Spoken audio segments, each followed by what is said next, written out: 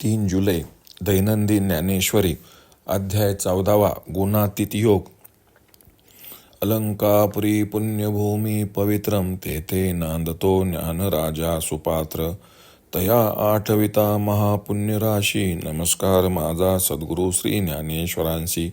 ओवी क्रमांक 211 पासून पुढे.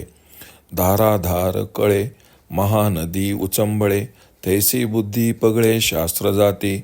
आगा पुनवेच्या दिवशी चंद्र पवा धावे आकाशी. ज्ञानिवृत्ती तैसी फाके सैग, वासना एकवटे प्रवृत्ती ओहटे. मानस विटे विषयावरी, एवं सत्व वाढे ते हे चिन्ह पुढे. आणि निधनही घडे तेव्हाची जरी. का पहाले निसूयाने जाल या परगुणे, पडियंते पाहुने स्वर्गनिया. तरी तैसीची घराची संपत्ती आणि तैसीची अवदारे धैर्यवृत्ती. महापरत्रा आणि कीर्ती का नोहावे, मग गोमटे या तया जावळी असे धनंजया. तेवी सत्वी जाणे देहा के आथिगा, जे स्वगुणी उद्धट घेऊनी सत्व चोखट. निघे सांडुनी कोपट भोगक्षेम हे, अवचटे अवसा जो लाये तो सत्वाचाची नवा होय. किंबहुना जन्मला हे नानिया माझी, सांगपा धनुर्धरा रावो रायपणे डोंगरा. गेलिया अपुरा होय काही, ना तरी येथीचा दिवा. नेलिया सेजिया गावा, तो तेथे तरी पांडवा दीपचिकी. तैसी ते सत्वशुद्धी, आगळी ज्ञानेसी वृद्धी. तरंगावो लागे बुद्धी विवेकावरी, पैमदादी परिपाठी. विचारुनी शेवटी, विचारा सकटपोटी जिरोनी जाय. 36 37 24 25, तिन्ही निरोनी स्वभावे चतुर्थ जे. ऐसे सर्व जे सर्वोत्तम, झाले असे जया सुगम. तया सवे निरुपम लाहे देह, याची परिदेख. तम सत्व अधोमुख, बैसोनी जे आगळिक धरीरज. आपुलिया कार्याचा, घुमाड गावी देहाचा. माझवी ते चिन्हाचा उदो ऐसा. पांजरली वाहुटळी, करी वेगळ वेटाळी. तैसी विषयी सरळी इंद्रिया होय, परदारती पडे. परी विरुद्ध ऐसे नावडे, मग शिळिये चेनी तोंडे सैगचारी. हा ठायवरी लोभू, करी सैरत्वाचा रागू.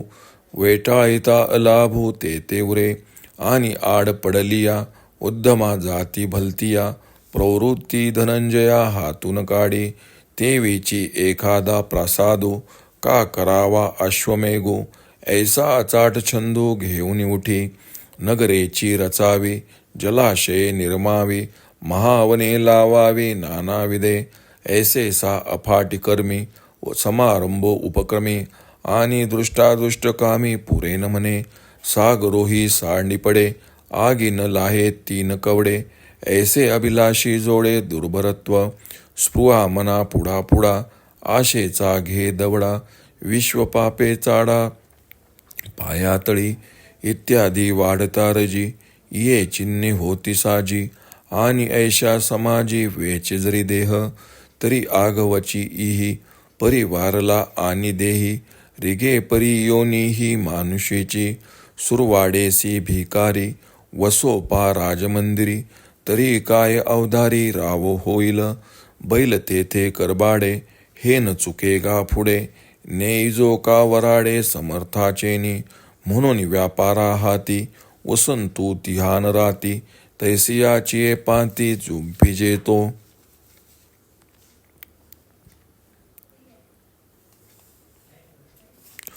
पावसाळ्यात जसा मोठ्या नद्यांना पूर येतो, तशीच त्यांची बुद्धी सर्व शास्त्रात पारंगत होते, असे श्रीकृष्ण अर्जुनास सांगतात.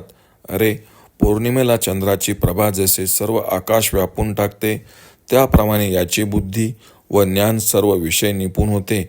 प्रवृत्तीकडील धाव कमी झाल्याने त्यांच्या वासना संकोच पावून एकत्र येतात व मन विषयाला विटलेले असते. सत्वगुणांची वाढ झाली की अशी चिन्हे दिसून येतात, आणि अशा स्थितीत त्याचे जर निधन झाले तर सुबत्ता असावी, त्यात सण यावा, आणि त्याच दिवशी देवाने अचानक पाठवावा. असा अत्यंत प्रिय मित्र पाहुणा यावा. म्हणजे जसा आनंदी आनंद होतो, तसेच घरात पुष्कळ संपत्ती असून मनही धीर व उदार असावे, मग स्वर्ग सुख व कीर्तीलाही का पात्र होणार नाही? मग अर्जुना, त्यांच्यासारखे दुसरे कोणते कल्याण आहे? तसेच अशा सत्वगुणाच्या वाढीत त्याचा देहपात झाला तर तो अन्यत्र कोठे जाणार? अर्थातच उत्तम गतीला प्राप्त होणार. गुणवान, उत्तम व आचारशील असून सुखदुःखाचे स्थान जे शरीर ते सोडून जाताना बरोबर शुद्ध सत्वगुण घेऊन जातो, तो जसा अकस्मात मृत्यू पावतो, तो पुन्हा सत्व स्वरूपाचीच मूर्ती होऊन जन्म घेतो व त्याचा जन्म ज्ञानवंताच्या घराण्यात होतो. अर्जुना, असे सांग की राजा राज्य करीत असता जर डोंगरावर गेला तर तेथे त्याच्या राज्यपणाला काही न्यूनता येते काय? तेथेही तो राजाच असतो. किंवा एखादा दिवा शेजारच्या गावी नेला तरी तेथेही तो दिवाच असतो. तसा तो शुद्ध सत्वगुण ज्ञानासह वर्तमान वृद्धी पावतो व त्याची बुद्धी अनेक विचारांमध्ये पोहू लागते आणि महतत्वादिकापासूनच्या उत्पत्तीक्रमाचा विचार करून शेवटी त्या विचाराच्या तळाशी जाऊन त्याच्यासह स्वस्वरूपात विरून जातो, लीन होतो. 13व्या अध्यायात वर्णन केलेल्या 36 तत्वापलीकडले 37वे, सांख्य मतातील 24व्या पलीकडील 25वे किंवा 3 गुणांच्या पलीकडील जे 4थे, असे जे सर्वोत्तम सर्व जे त्यांना सुगम झाले आहे त्यांच्यासह म्हणजे त्यांच्या कुलात त्याला उत्तम जन्म प्राप्त होतो. याचप्रमाणे तम व सत्व यांना खाली दडपून जेव्हा रजोगुणाचे आधिक्य असते व ज्यावेळी तो शरीरग्रामामध्ये आपल्या कृतीचा धुमाकूळ माजवितो तेव्हा त्याची अशी चिन्हे दिसून येतात. वावटळ सुटली असता निरनिराळ्या वस्तू एकत्र आणून वाटळ्या फिरवू लागते, त्याप्रमाणे सर्व इंद्रिय विषयांकडे स्वैर धावतात. परदारादी भोगांचा योग आला तर त्यात काही निषिद्धता आहे असे त्यास वाटत नाही. मनाला शेळीच्या तोंडाप्रमाणे चरू देतो. आपला लोभ इतका स्वैर वाढवतो की त्याच्या सपाट्यात जी वस्तू सापडत नाही तेवढीच काय ती उरते आणि वाटेल ते उद्योग करण्याची पाळी जरी आली तरी अर्जुना त्याची तयारी असते, तो माघार घेत नाही. तसेच एखादे भव्य मंदिर किंवा अश्वमेघासारखा यज्ञ करणे अशी अचाट कार्यही तो करतो. नवीन शहरे वसवावी, मोठाली तळी किंवा विहिरी बांधाव्यात, अनेक प्रकारची अरण्य वाढवावी अशा अफाट कामांचा आरंभ करतो आणि इह परलोक लोकीच्या भोगाची त्याची इच्छा कमी होत नाही. समुद्र आणि अग्नी दुर्भर, कधीही भरले न जाणारे आहेत हे खरे, पण याची रजोगुणी माणसाची तृष्णा इतकी दुर्भर असते की तेही तिच्यापुढे कमी पडतात. यांच्या इच्छेची दौड मनाच्याही पुढे असते, त्यांच्या संचाराला विश्वही अपुरे पडते. रजोगुण वाढू लागला की अशी चिन्हे दिसू लागतात आणि अशा स्थितीत जर त्याचा देह पडला तर दुसऱ्या योनीतही याच गुणांसह तो जन्म घेतो, पण तीही मनुष्य योनीच असते. एखादा भिकारी सुखाने राजवाड्यात जरी बसला तरी तेवढ्याने तो राजा होणार आहे का? श्रीमंताचे वराड पोचवण्यास गेले तरी तेथे बैल तेथे कडबा ही गाठ काही चुकणार नाही.